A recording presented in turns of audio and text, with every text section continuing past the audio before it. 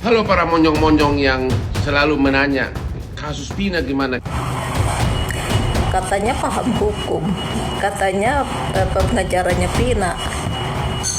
Itu sebenarnya ada apa? Ada apa? Kalau mulut kalian tidak ditepok pakai duit, gak mungkin perkataan kalian mencelak-mencelek, ya, kayak sotak kalian tuh, ya, itu, ya. Tapi faktanya kamu melelet tuh, baik dari putri kamu maupun kakaknya Vina, perannya sama, menipu.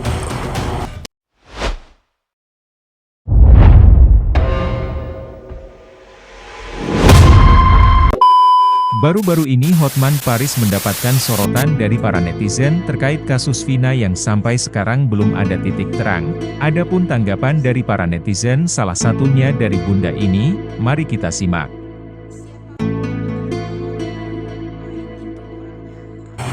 Bismillahirrahmanirrahim. Saya akan coba tanggapi video Hotman Paris Hutapea. Kamu bilang, halo para monyong-monyong, kalian bertanya-tanya kapan ininya, bagaimana Hotman Paris. Terus kamu bilang, kan Hotman Paris yang ajukan supaya membuat tim fakta pencarian. Terus kamu bilang tadi katanya menyelidik yang dulu harus diselidiki lagi. Terus kamu bilang Peggy ini dulu tidak sama dengan sekarang.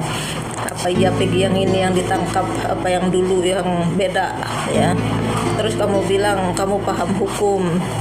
Terus kamu bilang keluarga Vina nggak bisa apa-apa karena hukumnya tidak berjalan. Katanya paham hukum, katanya pengacaranya Vina, katanya mengerti hukum, tapi kenapa hukumnya nggak jalan, ya? Kan menceret kayak begitu Hotman Paris, ya. Begini Hotman Paris, kalau kasus narkoba itu tidak diangkat, ya, pasti kalau kita minta tolong sama Jokowi pasti akan dibantu. Bahkan kalau Prabowo sendiri bisa turun tangan. Karena apa? Prabowo ini masih sebagai Menhan. Prabowo belum melepaskan diri dari jabatannya Menhan. Jadi Prabowo ini punya tanggung jawab melindungi luar dan dalam negeri, memberi rasa aman, ya. Tapi karena ini ternyangkut masalah narkoba. Narkoba ini datang dari Tiongkok, ya. Jadi sangat mustahil, ya, kalau tim pencari hukum itu diminta kepada Jokowi. Karena apa? Pemerintah kita Indonesia kerjasama sama Tiongkok Cina, ya. Bukan kami yang tidak tahu, tapi Hotman Paris yang tidak mengerti, ya, tidak mikir, ya. Jangan bilang kamu tahu tentang hukum. Kalau kamu tahu tentang hukum, kamu ini kan pengacaranya Vina. Coba tarik kakaknya Vina, jadikan dia saksi. Kemarin katanya kakaknya Vina, katanya yang datang ngasih kami kabar tentang kecelakaan itu adalah pelakunya. Seminggu kemudian katanya kepengen pelakunya sebenar-benarnya. Itu sebenarnya ada apa? Ada apa? Kalau mulut kalian tidak ditepok pakai duit, gak mungkin perkataan kalian mencelak-mencelek, ya, kayak sotak kalian itu, ya.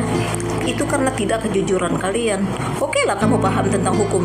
Kalau kamu jujur tentang hukum, kakaknya Vina itu satu-satunya saksi, ya, kunci, ya, yang harus kamu pertanyakan. Kemarin kamu bilang yang melakukan itu anak anak bupati Cirebon. Kalau benar anak bupati Cirebon, kenapa kamu tidak punya kuasa untuk datang ke rumahnya untuk mempertanyakan hal itu, ya? Katanya kamu tahu hukum, tapi hukum tidak dipakai. Percuma kita tahu kalau kita tidak pakai. Sama saja dengan kita belajar agama, ya.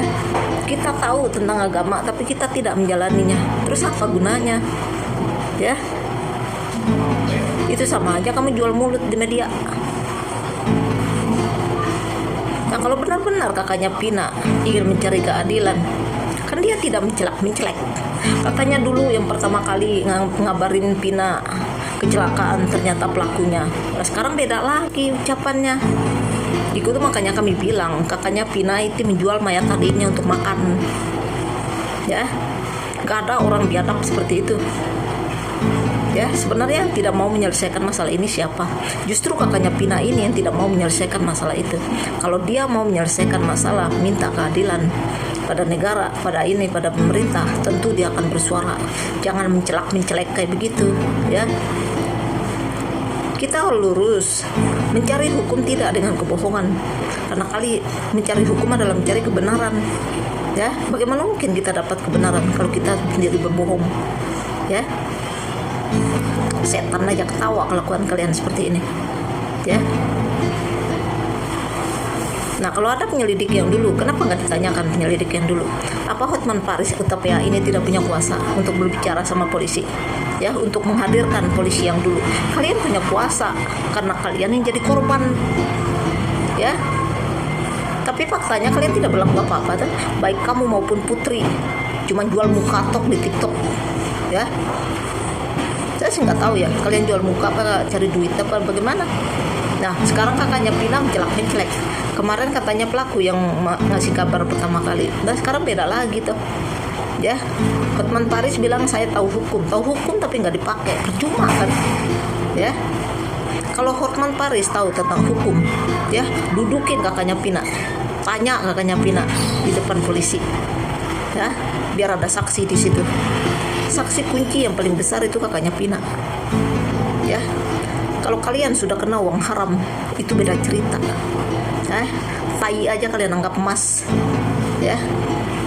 Jadi Hotman Paris, ya, kami bukan tidak tahu kemampuan kamu, tapi kami ragu atas kejujuran kamu. Kamu tidak mungkin jadi pengacara kalau kamu tidak mampu. Tapi kejujuran kamu itu yang kami ragukan. Ya, benar nggak kamu kerja itu bersih? Kalau benar kamu kerja bersih, kasus Pina ini udah selesai.